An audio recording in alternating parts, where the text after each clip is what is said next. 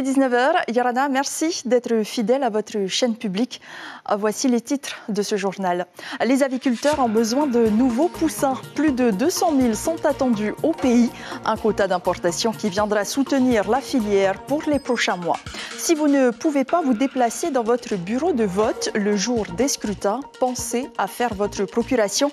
La procédure est dématérialisée depuis l'an dernier. Mode d'emploi dans un instant.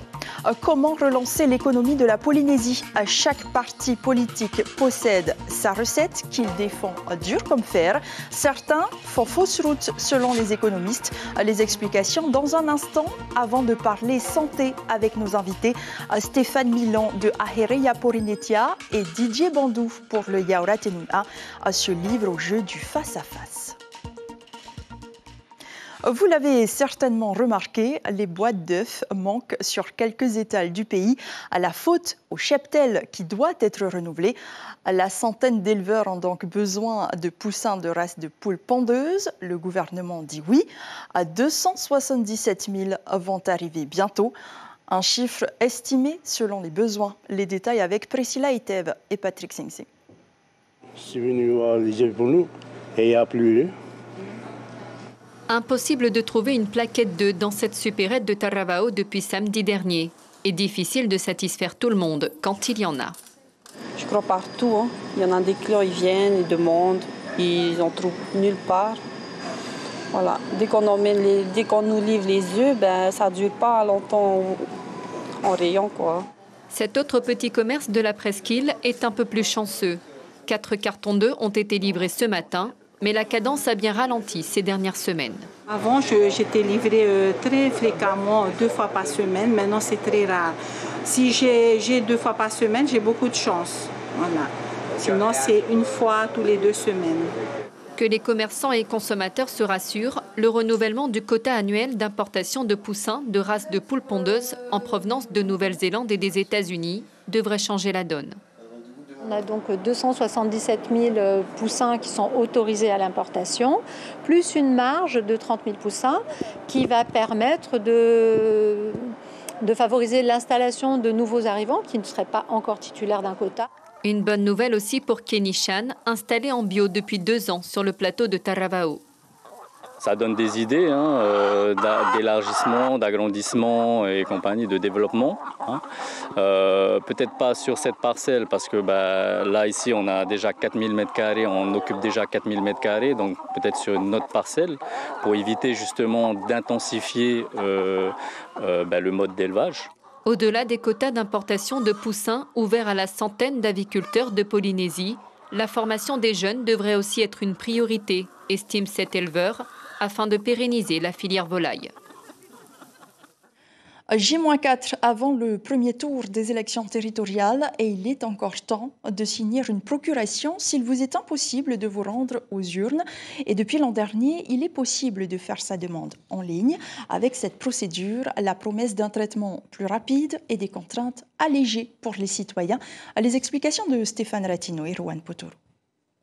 Comme une lettre à la poste, sauf que désormais il n'y a plus de courrier. Tout arrive par voie numérique grâce à la plateforme de Farerata. Tac, à la mairie, il n'y a plus qu'à faire clic. Et la procuration est enregistrée. Du coup, quasiment jusqu'au dernier moment, le citoyen peut se rendre à la gendarmerie ou à la DSP, signer sa procuration. Vous attendez encore des procurations jusqu'à samedi soir? Là, les procurations, on peut les recevoir même le jour même du scrutin, jusqu'à 1 heure avant la clôture des élections. Vous l'avez compris, la mairie est le destinataire, car le processus se fait en 3 temps. D'abord, les citoyens, ils retirent le formulaire via Internet ou auprès des autorités. Ils se rendent à la police ou à la gendarmerie qui authentifie les identités. Aujourd'hui, vous pouvez donner procuration à n'importe quel électeur. Plus l'obligation de vivre dans la même commune. Le but est de faciliter la procédure pour lutter contre l'abstention. Depuis la simplification des modalités, le citoyen a plus de facilité à effectuer les démarches.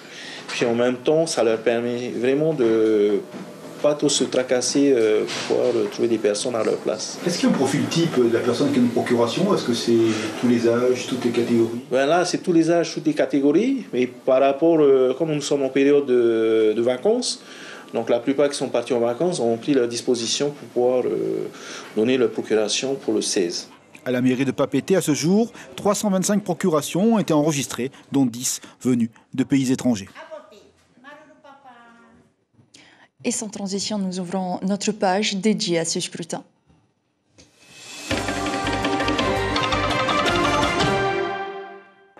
Les propositions sont variées pour relancer l'économie et lutter contre la vie chère en pleine campagne électorale. Parmi les plus fréquentes, la suppression de la taxe sociale, l'allongement de la liste des PPN ou encore le soutien au secteur touristique et agricole. Selon les économistes, une seule bonne taxe, la TVA, et un seul secteur à aider, le tourisme. Les détails avec Natacha Silagi et Marcel Bonou. Supprimer la taxe sociale, baisser les impôts pour les PME, taxer les grosses successions et les grandes entreprises, bloquer les prix et élargir la liste des PPN, diminuer les taxes à l'importation, réduire le nombre d'élus ou encore soutenir la petite hôtellerie. Les propositions pour relancer l'économie sont nombreuses. S'agissant de la fameuse TVA sociale à 1% mise en place il y a 1 an, les spécialistes sont formels. Je pense depuis le début que ce n'est pas une bonne taxe. Elle est mal conçue avec ses effets en cascade qui peuvent faire finalement multiplier par 2, par 3 le point de taxation. Alors ce n'est pas une bonne idée, il vaut mieux une vraie TVA. Comme l'autorité de la concurrence en 2019, les économistes affirment que les PPN sont une mauvaise solution. L'idée de bloquer les prix aussi. Ça ne marche pas parce que le signal prix est très utile à l'économie. Il montre les raretés, on a besoin de ça. Il ne faut pas le bloquer. Et si on le bloque, on crée des pénuries. Ou éventuellement, au moment où on veut enlever les blocages de prix, on a des surréactions de hausse. Donc ce n'est pas la bonne solution. Il vaut mieux trouver d'autres formules. Et pour aider les plus démunis, ce n'est pas la bonne façon. Pour maintenir l'économie à flot en Polynésie, un seul mot d'ordre, développer le tourisme.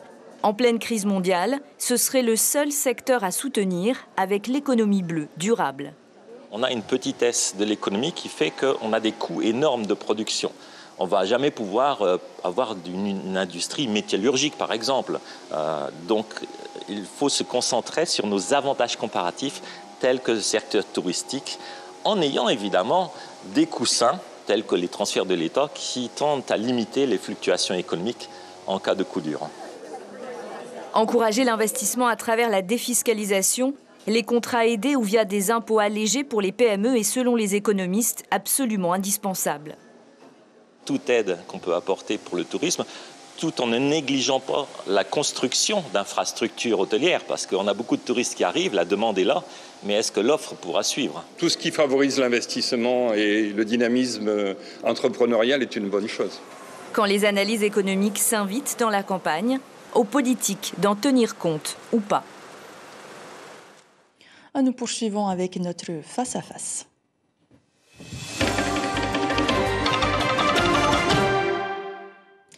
Ce soir, nous allons aborder la santé avec vous, Stéphane Milan, Yarana. Vous êtes 5e de liste dans la section 3 pour Ahereya Purinitia. Même position pour vous, Didier Bandou, Yarana. Merci à tous les deux d'être là ce soir et vous représentez donc le Yaura Tenuna. Hier, les associations qui défendent l'usage du cannabis thérapeutique ont interpellé les candidats. Le sujet s'est retrouvé au centre des débats politiques grâce à Nicole Sanquer. Depuis, plus rien, silence radio, le sujet n'est même pas évoqué dans votre profession de foi. Est-ce que c'était faire du bruit pour rien, Stéphane Milan? Non, pas du tout. En fait, Nicole Sanquer a travaillé sur le cannabis thérapeutique. C'est bien évidemment des priorités de la mise en place de ce cannabis thérapeutique. On utilise déjà en fait des substances qui sont des substances à base de morphine. On s'aperçoit que le cannabis thérapeutique est un moyen important pour traiter les patients qui sont très douloureux. Et ce combat, on le continuera bien évidemment. Un moyen important pour soigner les patients, Didier Bandou, est-ce que c'est votre avis? Au sein de Yaura Tenuna, nous ne sommes pas du tout opposés au cannabis thérapeutique. Ce qu'on veut simplement signaler, c'est de bien faire une distinguo qui est un petit peu compliquée en ce moment entre le cannabis thérapeutique et le cannabis récréatif. Ne mélangeons pas les choses. Ensuite, on est tous d'accord, tous les partis sont d'accord pour obtenir une certaine autonomie alimentaire au niveau du Fénois. Et je me demande comment on va pouvoir réserver des terrains pour planter ce cannabis alors qu'on en manque pour les produits alimentaires basiques. Donc ce n'est pas une priorité pour l'heure. Ce n'est pas une priorité pour nous, même si on n'est pas du tout opposé au cannabis thérapeutique. Alors l'hôpital à présent, le budget c'est 26 milliards de francs pacifiques en 2022. Yaura Tenuna propose un financement tripartite, CPS, hôpital et État. Est-ce que c'est une bonne solution selon vous, Stéphane Milan? Bien, écoutez, sur le financement de l'hôpital, On s'aperçoit que depuis 2010, où l'hôpital a été transféré sur le Taoné, le budget de l'hôpital a gonflé d'une façon exponentielle, puisqu'on était aux alentours de 21 millions, on arrive à 33 millions. Il y a eu des rapports de la Chambre territoriale des comptes qui ont, depuis 2018-2019, ciblé les choses à faire au niveau de l'hôpital. Il y a des économies à faire sur l'hôpital. Il y a des économies parce que déjà, il n'y a pas de comptabilité analytique qui est faite, et c'est une chose qui a été requise depuis 2018, mais qui n'a pas été mise en place. Donc je pense qu'il y a des pistes sur l'hôpital de travail par rapport à tout ce qui a été préconisé dans le rapport de la Chambre territoriale des comptes de 2018. Et donc le financement tripartite, est-ce que c'est une bonne idée? Le financement tripartite, oui, c'est une bonne idée, bien évidemment. Mais je pense qu'il y a d'autres pistes aussi qu'il faut étudier par rapport à l'hôpital. Par exemple? Je vous dis, par rapport à tout ce qui est dans la Chambre territoriale des comptes, ce qu'elle a ciblé, c'est effectivement qu'il y ait une analyse des dépenses de santé, une analyse analytique des dépenses de santé, pour savoir effectivement où va l'argent, et surtout savoir est-ce que c'est nécessaire de mettre l'argent à tel ou tel endroit par rapport aux dépenses qui sont faites au niveau de la santé par rapport à l'hôpital. Didier Bandou, c'est une solution simpliste pour le parti? Ce n'est pas une solution simpliste. Il faut aussi, comme le disait Stéphane, il faut absolument se rendre compte de ce que fait réellement l'hôpital, de ce qui est réellement fait. Donc une analyse pointue de ce qui s'y fait est important. Peut-être qu'il faut laisser un peu plus de place aux soignants et un peu moins à l'administratif, ça nous paraît important, et retrouver le rôle qui doit être celui de l'hôpital, c'est-à-dire des soins qui sont strictement hospitaliers. Et je crois qu'il y a beaucoup de dépenses qui pourraient être éliminer, voire réduite, en limitant l'accès aux urgences, en faisant en sorte que le patient puisse se soigner sans avoir recours aux urgences. C'est un petit peu ce qu'on développe dans notre programme, c'est-à-dire une carte accès santé pour les gens nécessiteux qui pourraient très bien se soigner qu'un tiers payant et éviter ainsi d'aller emboliser les urgences pour aller trouver un acte gratuit. Mieux cibler donc les dépenses de santé? Tout à fait. Est-ce que ce serait aussi une idée pour le Ahireia Porinitia? Après, effectivement, il faut redonner à l'hôpital, il faut redonner... Là c'est l'administratif qui a pris le dessus sur l'hôpital. Il faut vraiment que le médical, les professionnels de santé puissent aussi participer plus activement dans l'hôpital. C'est ce qui permettra effectivement ce changement. Alors sur ce point, vous êtes assez d'accord. Tout à fait. Les Evasan maintenant, vos partis politiques respectifs sont d'accord pour dire qu'il faut faire quelque chose. Les Evasan interil et international ont un coût 4 milliards de francs pacifiques en 2021. Est-ce que simplement renforcer la coopération des professionnels de santé pour améliorer l'efficacité de notre organisation sanitaire, cela suffit, Didier Bandou? C'est nécessaire, c'est certainement pas suffisant. C'est évident qu'il faut certainement, dans le cadre des Evasan interil, il y a encore quelques années, j'ai de mémoire qu'il y avait 70 Evasan interil quotidiennes. Au prix moyen du billet, c'est quand même des sommes qui deviennent ahurissantes à la fin d'une année, sans pouvoir avoir des tarifs spécifiques avec la compagnie locale qui pourrait très bien organiser ça pour faire en sorte que les frais soient moins élevés pour les Evasan. Ensuite, peut-être limiter les Evasan interil en particulier avec des contacts ou développer une télémédecine peut-être plus simple à l'ère d'Internet avec des dispensaires qui contactent un professionnel de santé sur Tahiti, qui soit privé ou public, pour avoir ne serait-ce qu'un conseil médical ou un avis médical. Ça limiterait quelques Evasan également.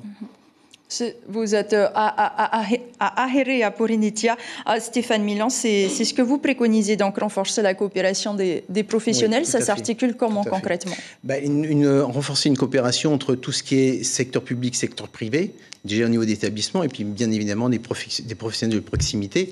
Ce qui est important aussi à citer par rapport aux Evasan, c'est que là, on a quand même la fermeture de l'école d'infirmières et d'aides-soignantes qui a été mis en place, puisqu'on n'a plus du tout d'aides-soignantes qui sortent depuis un an. On n'a aucune infirmière qui sortira à partir du mois de juin. Et nous, ce que nous préconisons, c'est qu'on puisse réouvrir le plus tôt possible ces écoles et proposer des formations infirmières et soignantes, mais aussi proposer des formations qui vont au-delà. C'est-à-dire qu'on a possibilité de mettre en place des formations, ce qu'on appelle des infirmières en pratique avancée, qui permettraient justement de limiter ces Evasan et de proposer à ces infirmières d'être dans des postes situés au Tuamotu, aux Marquises, dans les structures qui sont en place, pour permettre justement de diminuer ces Evasan et de pouvoir faire des diagnostics déjà avant de pouvoir envoyer les gens. Ça, c'est une priorité pour nous. Après, ce qu'il faut aussi voir, c'est que dans le fonctionnement actuel, vous avez deux entités qui sont présentes. C'est-à-dire que vous avez l'hôpital qui est géré par le ministère de la Santé et vous avez les structures périphériques, Moorea, Taravao, Nukuiva, Uturoa, qui sont gérés par la direction de la santé. Nous, ce que nous préconisons, c'est que toutes ces unités soient sous la même autorité, c'est-à-dire le ministère de la Santé. Est-ce qu'on l'appellera ministère de la Santé, ministère du Bien-être, parce que la population est plutôt dans un mal-être actuel, et peut-être qu'il faudra changer le nom de ministère de la Santé, plutôt mettre ministère du Bien-être. Ceci dit, nous, ce que nous préconisons, c'est ça, c'est de pouvoir rassembler l'ensemble des structures sous une même entité et qu'on puisse partager l'information. Pour l'instant, le dossier médical partagé n'existe pas. C'est-à-dire qu'une personne sortant de l'hôpital ne peut pas avoir un suivi direct sur Tarabao ou sur Uturoa puisqu'il n'y a pas de partage de dossier. Ça, c'est important aussi. La télémédecine est importante, mais c'est important. Et on peut faire des choses, à mon avis, sans télémédecine au départ. Et la télémédecine renforcera, bien évidemment, les soins qui seront faits dans les îles pour limiter les évasans. Alors, Didier Bandou, ces infirmières spécialisées, est-ce que c'est ce qui pourrait justement mettre en place un corps médical dans les archipels, comme le préconise Yaouratin? Tout à fait. Je parlais de télémédecine. Évidemment, le dossier médical partagé est incontournable. Simplement, c'est quelque chose qui peut être mis en pratique rapidement, dans l'année. Former du personnel, ça prendra plus de temps. Ça fait partie des prérogatives. Réouvrir l'école d'infirmières avec des infirmières en pratique avancée, évidemment, ça prendra 4 ou 5 ans. Et je pense qu'on peut faire des solutions plus rapidement, plus efficientes et peut-être moins onéreuses. Mais cela suppose aussi de pouvoir créer des postes, puisque c'est devenu une difficulté. On se souvient de la grève du mois de janvier. La santé n'a pas de prix, mais elle a un coût, on le sait bien, mais ce coût, il va falloir le supporter. C'est pour ça qu'aussi, dans notre programme, nous parlons énormément de prévention, parce que si la Polynésie est malade, tous les professionnels de santé le diront, entre le diabète, les maladies de surcharge, le tabac, la Polynésie est malade. Et nous n'avons peut-être pas tous les moyens pour pouvoir soigner ce personnel-là, en particulier avoir des soins de proximité, plus qu'il y en a. Quand on voit qu'à Tautila, il n'y a pas de dispensaire, je pense qu'il faut renouveler la présence médicale dans certains secteurs de la Polynésie et développer la médecine à distance. On a les moyens de le faire, il faut le faire. Alors, beaucoup d'idées dans vos programmes. Il y a malgré tout quelque chose qui vous lie tous les deux. Les élus que vous représentez ont été acteurs dans le gouvernement actuel. Nicole Sanker, Nui Haolore, Tevaro Fritsch, Nicole Bouteau. Est-ce que vous n'avez pas tous une part de responsabilité dans la situation dans laquelle se trouve le système de santé aujourd'hui ? En tant que praticien, en tant que médecin, et étant un petit peu la tête dans le guidon, je dirais que la Polynésie est malade, pas uniquement par le comportement de nos dirigeants, il y a encore récemment lors du Covid, mais vraiment malade physiquement. Et c'est vrai que dans le domaine de la santé, des idées, des pistes ont été apportées, en particulier vis-à-vis du ministère, vis-à-vis de la direction de la santé, sans pour autant avoir été écoutées. On sait qu'ici, un fléau comme l'obésité est quelque chose de dramatique. Il suffit d'aborder ce problème-là avec les dirigeants ou avec le ministère de la Santé. On est très peu écoutés, nous, en tant que soignants. Il faut s'intéresser à la cause. Pourquoi un enfant devient obèse? Pourquoi un adulte devient obèse? Avant de s'occuper des conséquences. Et ça, c'est un dossier qui nous tient profondément à cœur. Alors Stéphane Milon, très rapidement, est-ce que, je vous pose la même question, est-ce que vous n'avez pas tous une part de responsabilité dans... Non, je ne pense pas que les élus de Hariri et Aponetia aient une part de responsabilité, d'autant plus que si on regarde ce qui s'est passé, ils sont partis depuis 2 ans, ils ont quitté le Tapura justement pour mettre en évidence tout sur lequel ils n'étaient pas d'accord. Et ça en faisait partie, bien évidemment. Après, comme le dit le docteur Bandou, la prévention fait aussi partie de notre programme et c'est très important pour nous. Prévention, mais avec un accès sur la culture polynésienne, bien évidemment. Merci beaucoup à tous les deux d'avoir participé à ce face-à-face. Et demain, il sera question de tourisme dans l'invité café et le face-à-face qui opposera Heremwana Atwayahutapu pour le Tapurahuir Atira contre Jackie Brion pour Hayura les Verts. Mais avant, après ce journal, Polynésie la Première vous propose une nouvelle et dernière soirée de débat à suivre en direct également en radio et sur Internet.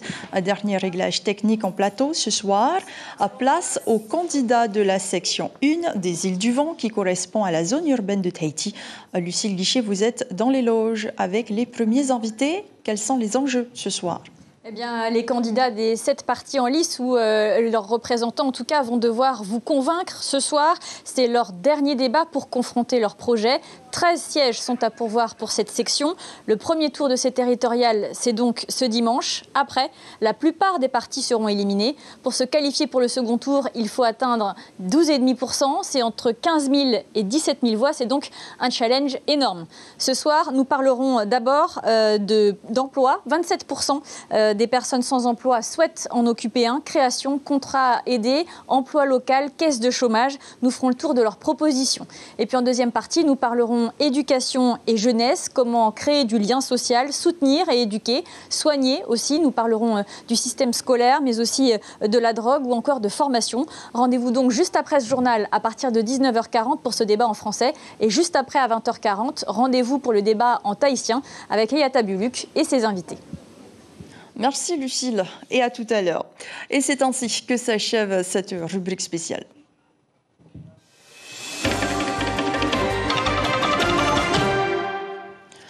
Près d'un an et demi après le dernier référendum sur l'indépendance de la Nouvelle-Calédonie, l'avenir de l'archipel se joue peut-être à Paris. La première ministre Elisabeth Borne a entamé mardi une série de discussions bilatérales avec les indépendantistes puis les loyalistes dans le but de relancer le dialogue sur l'avenir institutionnel de l'archipel.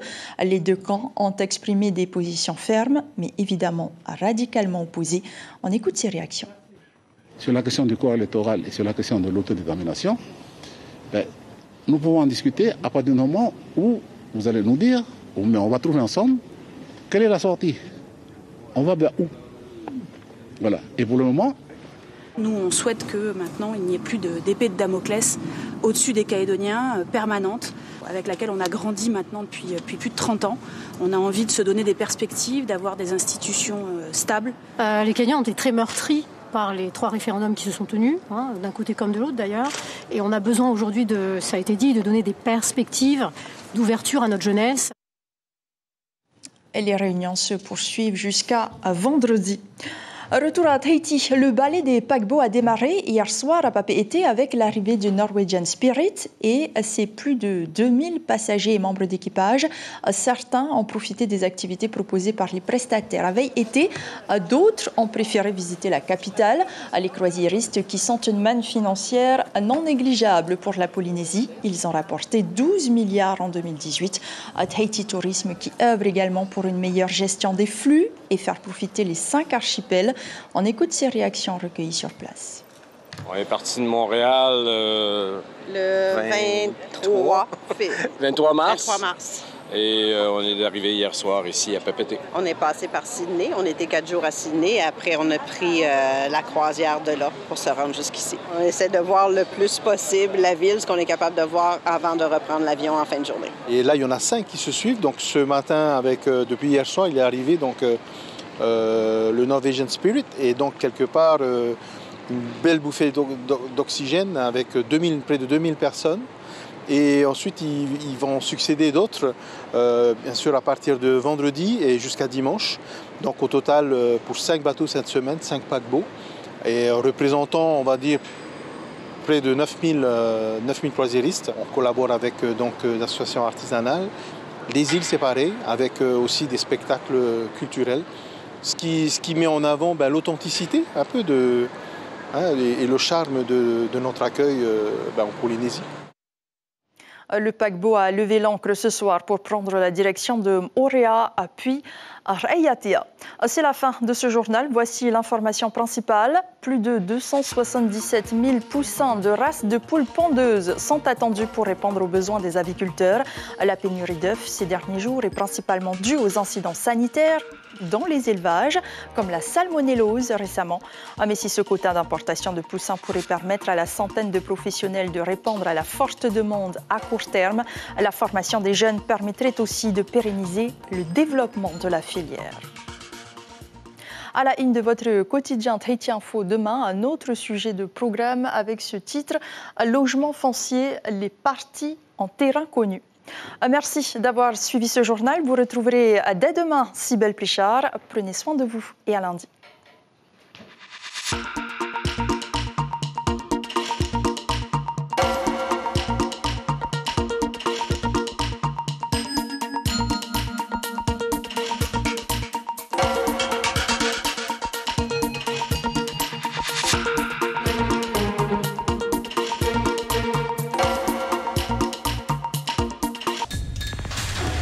L'information en continu sur Polynésie la première, Internet et réseaux sociaux.